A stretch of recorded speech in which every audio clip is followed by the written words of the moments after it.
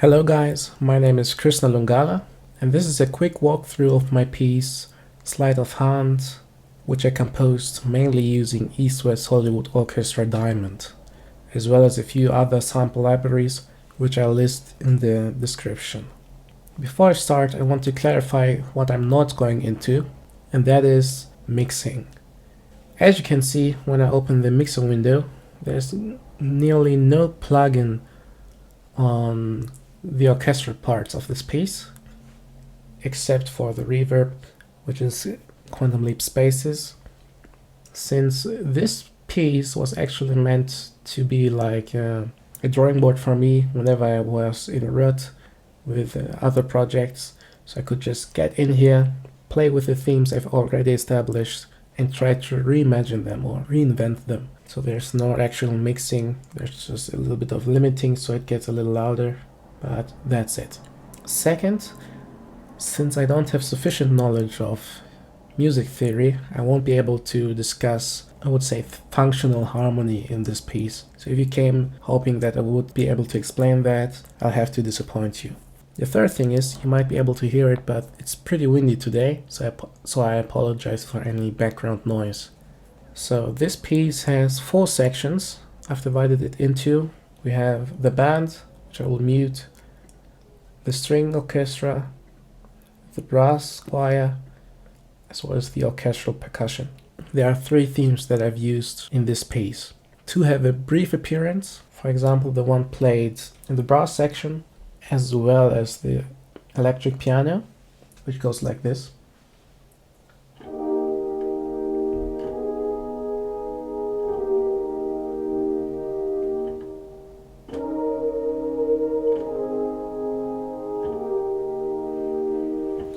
The original theme only had the first 3 notes, but I figured I have to change it up a little, otherwise it will sound boring. So I added this 4th chord, which I really like.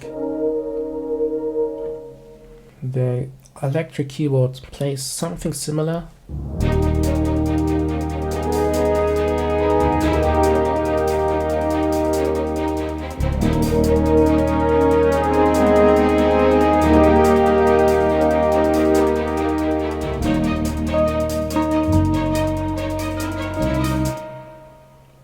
The second motif you actually heard, which is that alternating second.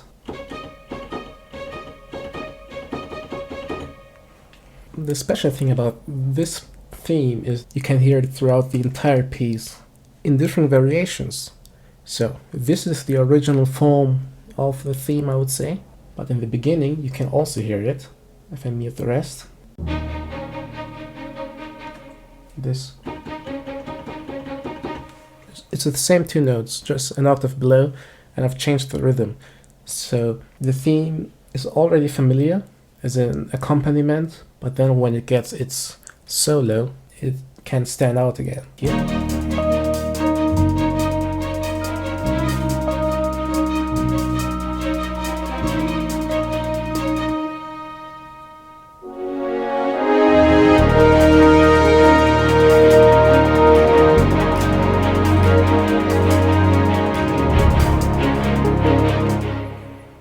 And now the interesting thing is, as I said, I have this motif, this. If I add the 5th to it, we have the theme that the electric keys are playing down here.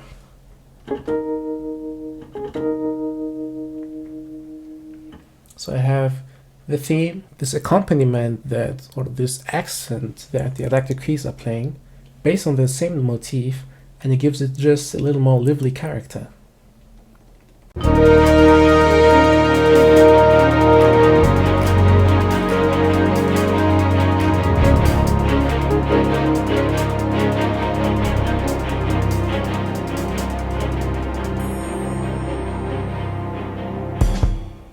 And now we get to the meat of this composition. So you can hear that string motif is still playing. We have ba ba ba ba ba ba ba ba as the motor of this piece, of this part of the composition. You have these big chords played by the rest of the string orchestra.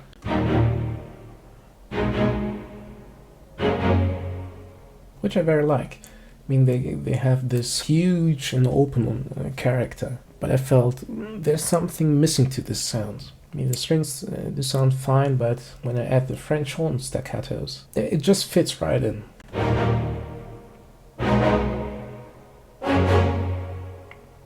You don't get those high mids in the strings necessarily,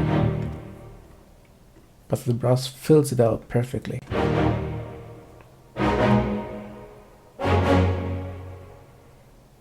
And to round it all off, I added the bass in order to give the low end some punch.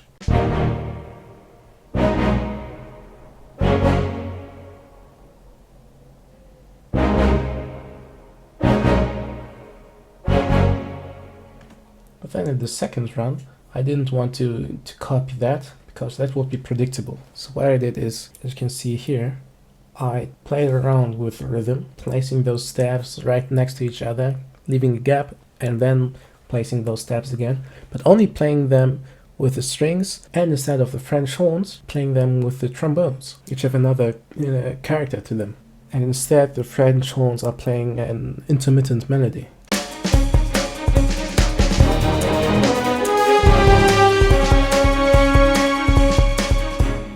So if we listen to the brass on itself, nothing special.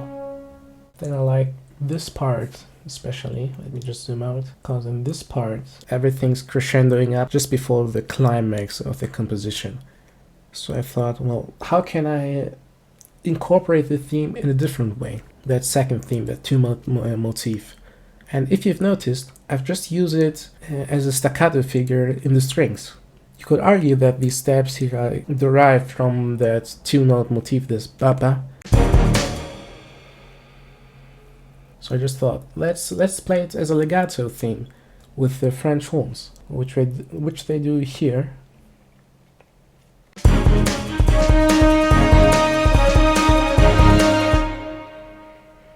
And since the strings go up to that climactic crescendo,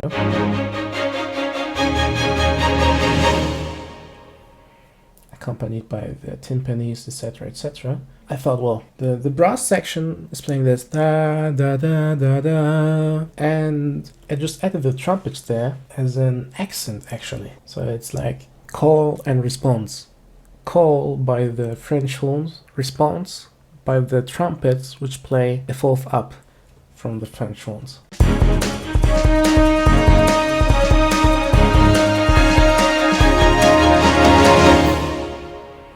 So then we get to the climax. I just mute everything but the strings.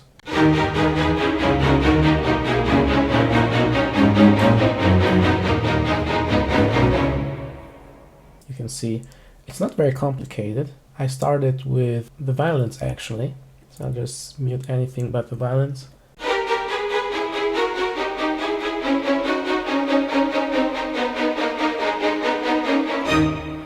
But as you can see, it is also inspired or derived from the two-note motif. You just have these groupings of two. So we have downward, upward, downward, upward, and just with this two-note motif. If you try and reinvent it, it gives you a lot of freedom, a lot of creative freedom. You don't have to come up with different themes, because you can do a lot with just two notes.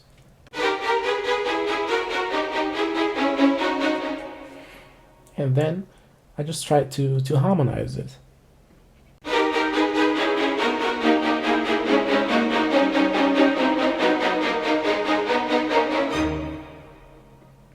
And if you have the low strings again.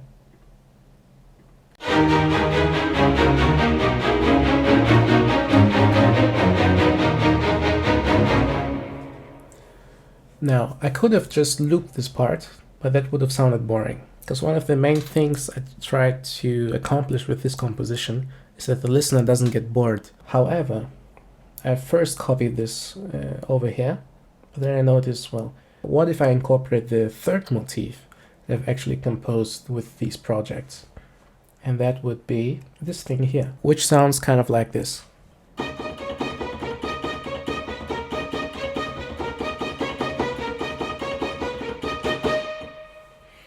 So this one was one of the first motifs that I wrote for this kind of, I would say, landscape of sounds, or this kind of album.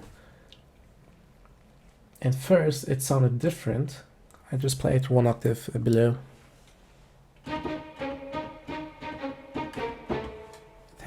It had that tritone.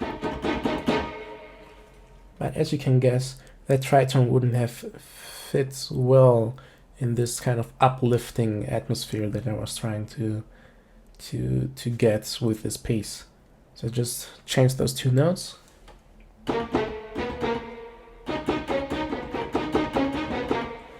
And I played it in octaves.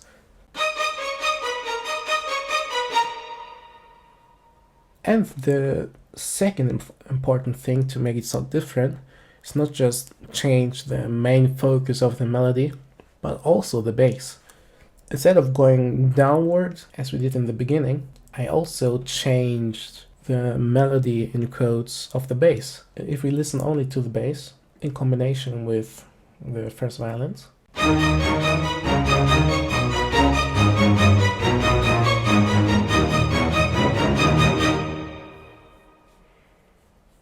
and if we combine all of that together, we get.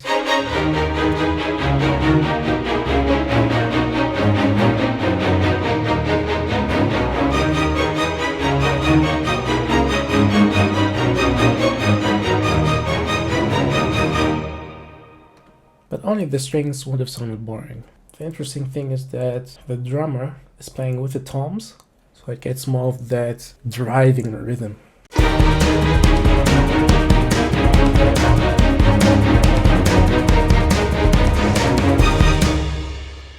And the French horns, as well as the timpani, are also playing or helping out the strings. First we have this interesting sounding effect. The French horns flutter.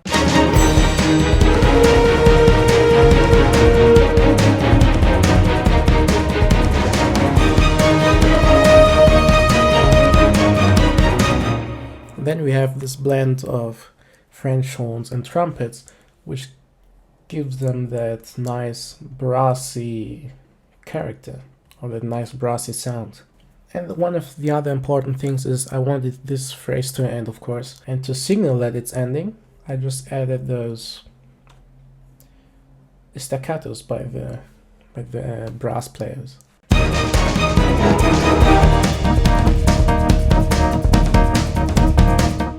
And the interesting thing about the last part is that everything that's played in here just consists of this two-note motif in its various forms. I mean, the bass is playing, I would say, the original form of that motif, while the Scarbee keys are playing a chord.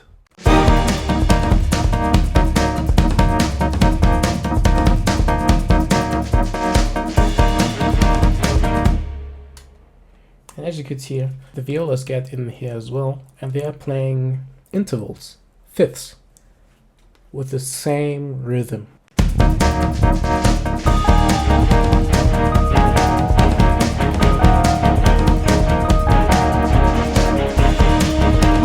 And then the brass comes in, playing the theme in a legato kind of way. Let me just play it as a whole.